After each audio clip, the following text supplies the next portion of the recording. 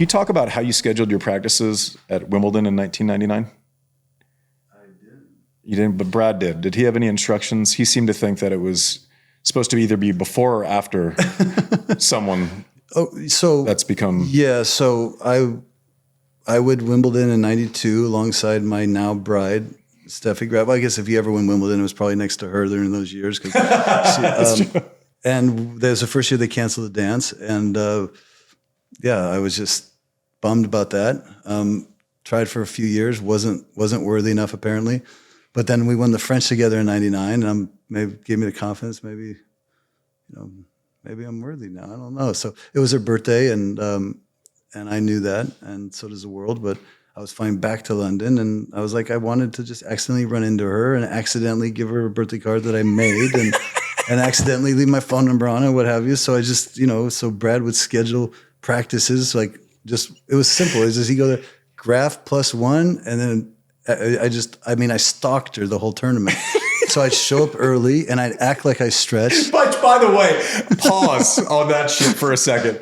Because anyone who knows Andre, he would walk into the locker room, he'd kind of go like this, like do this, and then go practice. And then if he actually stopped at the locker room on the way to his car, it was a miracle. Yeah. Less time spent in the locker room than maybe anyone that's ever been on tour. So the fact that you're out, it didn't stretch. No stretching, no massage. No one's ever seen body work. It's like this thing. What happens? What happens when Andre goes home? We don't know. But it certainly wasn't stretching. So the fact that you're out there 15 minutes early, kind of pretending to stretch is the best part of the story. Oh, without a shirt on too. Without a shirt on. But you know who spent less time at a tennis court than me? Was Steph. Yeah. I mean, because she had the luxury of she won every match in 46 minutes. Yeah, exactly. Totally. And but she was the same way. She just like zip, zip, zip, gone. Like, yeah, no, that was definitely, I was not.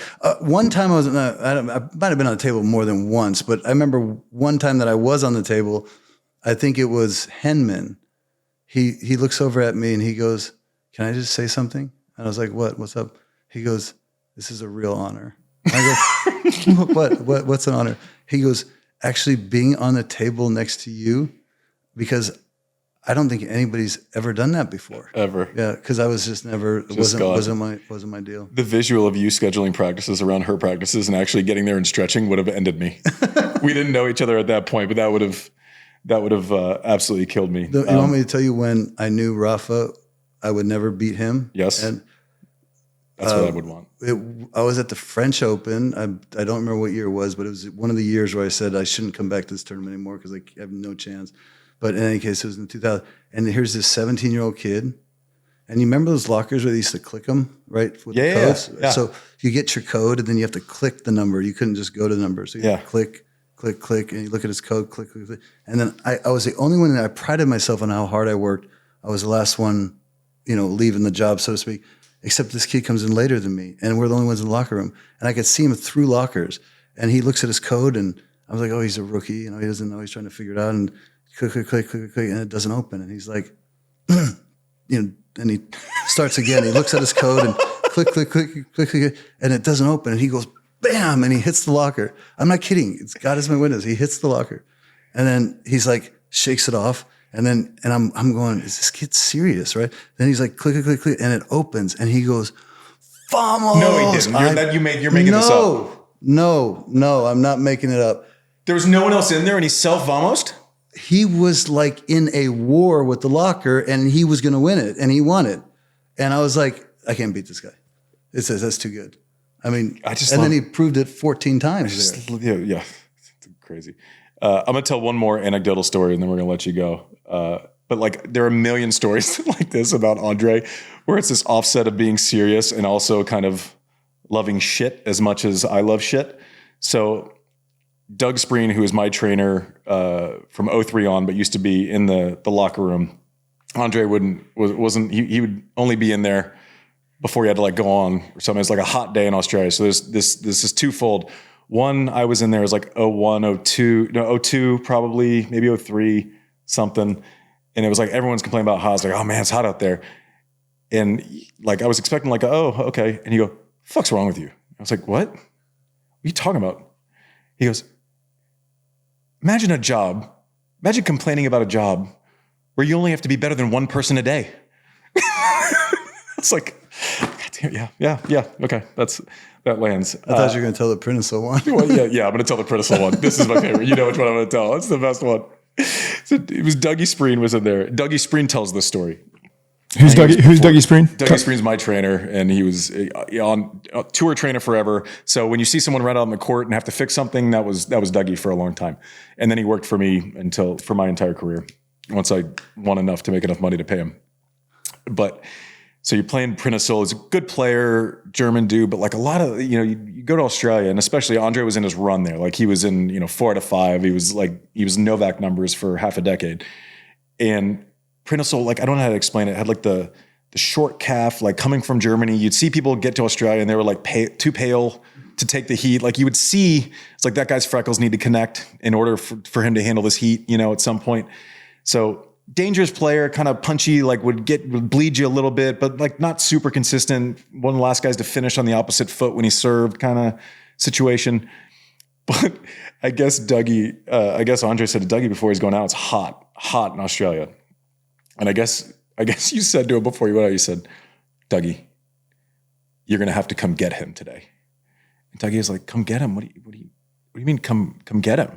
He's like, you're going to come get this guy today. And Dougie's like, all right, something else. And so sure as shit, like apparently you go out and you're just bleeding him corner, one of those hot days, and he can't get you out of the center of the court. And you're just like, you have one story probably gets overtold, but you're laying off of it. Like you're happy to extend pain.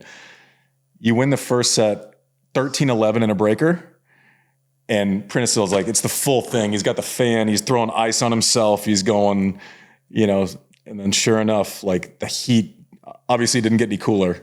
Andre's doing the little walk up quick, little jog out of the chair, past him and the whole thing. Sure enough, Prentice taps out. Oh, it's even better than that. Dougie Spreen comes on the court and had to get him. Tell me. Better than I've that. heard this story retold 15 times. I'm so ready to play. My bag's packed. I'm standing by the door to head out of the locker room. And it's kind of a written rule of sorts, an understood code between players. Like if you're ready to go, like you're waiting, you've been there, you're going to walk out first, you're going to go first. Yeah. And they open the door, give us the green light, and he blows over my shoulder, kind of bumps the bag and just passes me. And that's when I looked at Dougie and I went, you're going to have to come get this guy today. I'm going to kill him. I'm literally going to kill him. And it's the only time this has ever happened on a tennis court. The only time. The doctor was watching from the side of the court and the doctor called the match. I'm not kidding. No, Prentice didn't ask for a trainer. The doctor was watching and so I've been 13-11 in the breaker. He fist bumped me a few times. We start the second set and it's the strangest thing in the world. Fist bumped me a few times. It's like he couldn't find the ball. He was like, it's like he was seeing 3. I don't know what he was. He just looked gone. And the doctors came out. His heartbeat was like something in the 180s and he's breathing fine. So they were like, this match is over. This guy, he doesn't know where he's at. They didn't let him come out of the corner. No. So they laid him on ice. He didn't even shake my hand. I mean, it was like, I'm sitting there like. It sounded like he wouldn't have recognized you at the time. Well, so they lay him on ice, but I'll give this guy so much props because I was practicing the next day and I, going at it. And he like walked across 5 courts and just came over and just said, I never got to shake your hand for that display yesterday. That was like, well done. He gave me a lot of props for it. He said you put me in the hospital. But